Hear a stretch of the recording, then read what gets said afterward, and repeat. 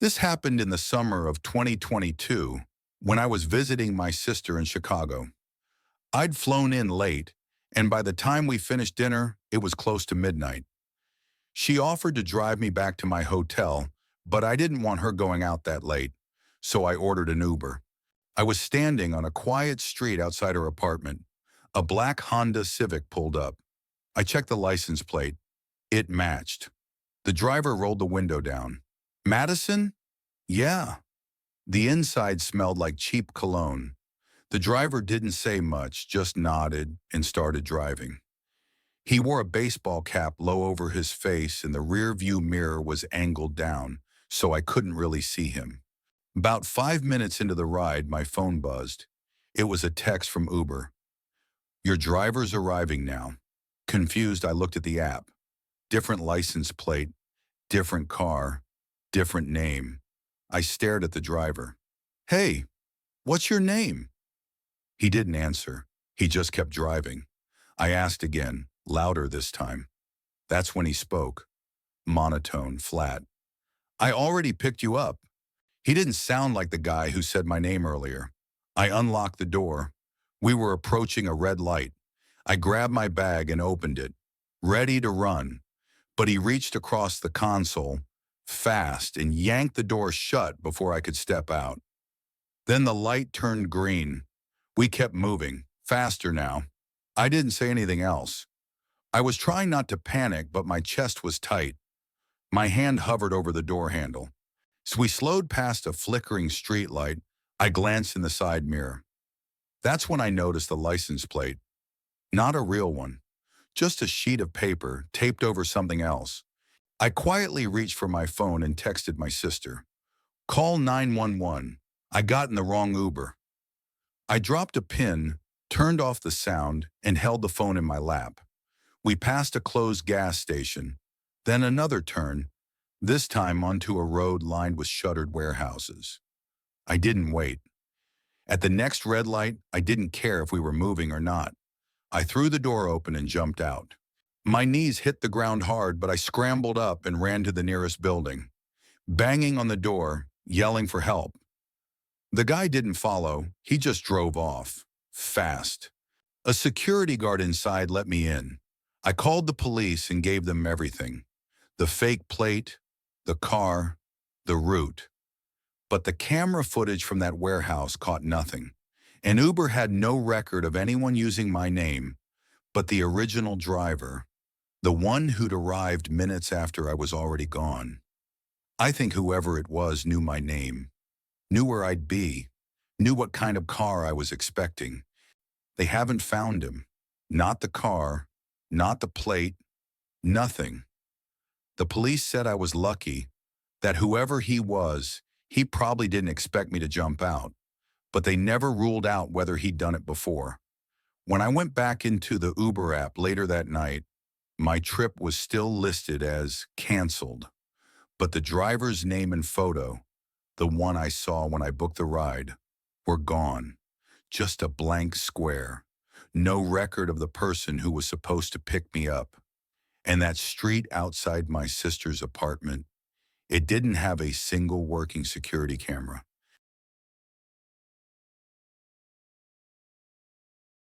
This happened 2 years ago when I was leaving a grocery store late at night. I work long shifts, so it's not unusual for me to be out shopping around 11 or even midnight. That night was no different. It was quiet. The store was nearly empty, and the lot outside was half lit like always. I bought a few things, walked out, and headed toward my car. Nothing felt off at first. I wasn't looking over my shoulder. I wasn't nervous. I'd parked under a lamp post, maybe 5 spaces from the entrance. But when I got to my car, I saw something tucked under the passenger side windshield wiper. At first, I thought it was a flyer. The store sometimes leaves coupons or ads. But this wasn't printed. It was handwritten. I unfolded it. There were just 3 words on the paper. You looked lost. That's it. No name. No number. I stood there for a few seconds trying to figure out what it meant. I hadn't spoken to anyone in the store. I didn't ask for directions. I didn't even make eye contact with anyone. It felt personal, like someone had been watching me. I looked around. The lot was empty except for two other cars parked near the exit, both off. No one inside.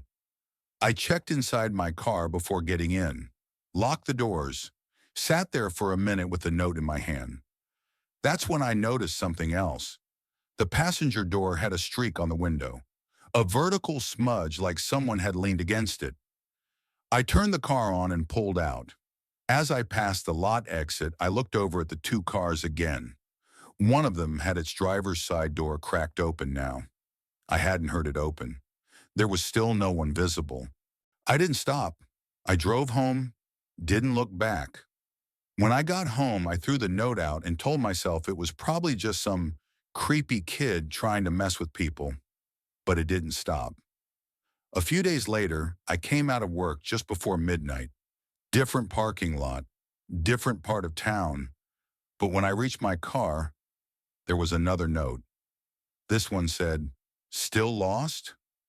Same handwriting, same folded paper, same spot, under the wiper. This time I checked every car in the lot, looked under mine, looked around. Nothing. No movement.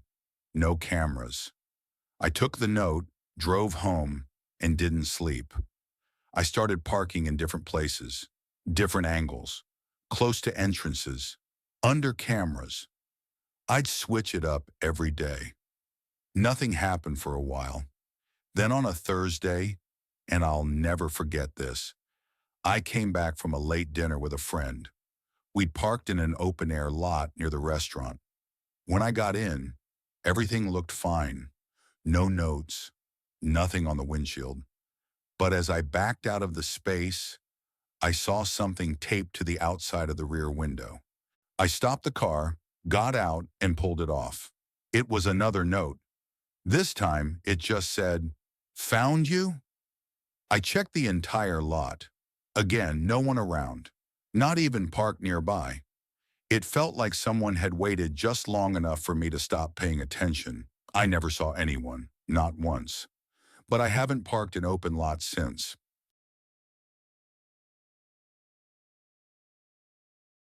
I used to work the closing shift at a small convenience store about 15 minutes from my flat. Most nights the walk home was uneventful. Cold air, dim street lights, maybe the occasional fox darting across the road. But one night I took a route I normally avoided, and I've regretted it ever since. It was around 11:30 when I left work. The streets were quiet, just the faint hum of traffic from a main road a few blocks over. My phone battery was nearly dead, so I slipped it into my pocket to save what little was left. That's when I first noticed the man. About 30 feet ahead, under the dull orange glow of a street lamp, someone was standing perfectly still. He wasn't leaning against a wall or checking his phone, just standing. His head was slightly tilted, like he was looking at something, but I couldn't tell what. I crossed to the other side of the road without making eye contact, quickening my pace. For a moment, I thought I'd left him behind. Then I heard it, slow, deliberate footsteps following mine. I glanced over my shoulder. He was now on my side of the street, keeping the same distance. I told myself not to panic, but my heart was already racing. I decided to cut through a small wooded path, a shortcut I'd only taken a handful of times in daylight. My thinking was, if he wasn't actually following me, he wouldn't bother going that way. The entrance to the woods swallowed the light almost instantly. The air was damp and still, and my trainers crunched softly on the dirt path. I risked a glance back. The streetlights were just a faint orange haze behind me. And then I saw him, standing at the edge of the trees, not moving, just watching. I picked up the pace, trying to convince myself he wouldn't follow. But a minute later, I heard the sound I was dreading, leaves and twigs cracking under someone's weight. I didn't turn around. I just walked faster. My hands were shaking so badly I nearly dropped my keys. The path twisted deeper into the trees, patches of moonlight barely breaking through the canopy. I could hear his steps getting closer, each one deliberate, unhurried, like he knew I had nowhere to go. I finally broke into a run. My breath was loud in my ears, but I could still hear him behind me, faster now, matching my pace. I burst out of the woods onto a residential street, my chest burning. I spun around. Nothing. The path behind me was empty, silent. I stood there for a moment, trying to catch my breath, wondering if I'd imagined the whole thing. Then from the darkness of the trees came a single sound, a slow, deliberate whistle. It was the same tune my dad used to whistle when calling me in from playing outside as a kid. I didn't wait to see who it was. I sprinted the rest of the way home, locked my door, and spent the entire night listening for that whistle outside my window.